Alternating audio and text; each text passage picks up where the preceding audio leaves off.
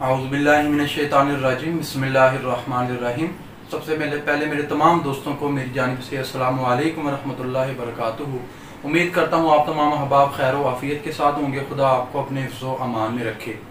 दोस्तों, आपने हीर रांझा, लैला मजनू, सस्सी पुन्नो और इसके अलावा इश्क की बेशुमार दास्तानें सुनी होंगी, लेकिन अगर आपने मिर्ज़ा ग़ुलाम अहमद कादियानी और डॉक्टरनी इसकी इश्क की दास्तान नहीं सुनी तो आपने कुछ भी नहीं सुना।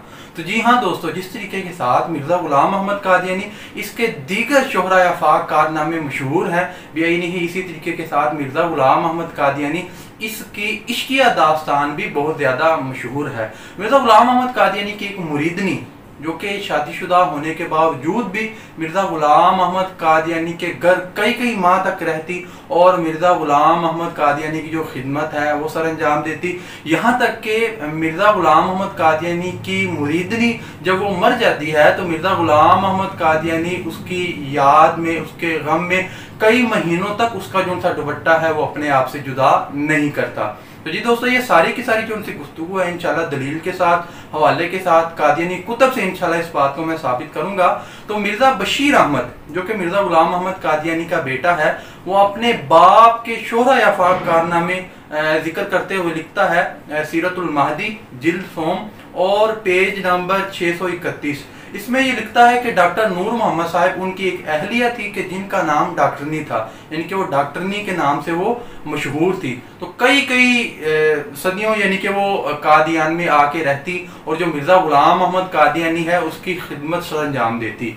तो अब ये जो मेरे नाजरीन है मैं उन पर छोड़ देता हूँ कि वो खुद ही फैसला कर लें कि जो डॉक्टरनी है वो मिर्ज़ा ग़ुलाम अहमद कादियानी के पास रहकर कौन सी खिदमत सर अंजाम देती होंगी, ये मैं आप पर छोड़ देता हूँ। तो फिर क्या हुआ कि वो जो सी डॉक्टरनी थी, जो मिर्ज़ा ग़ुलाम अहमद कादियानी की मुरीदनी खास थी, वो क्या होती है कि वो किसी बीमारी की वजह से वो मर जाती है, फोत हो जाती है।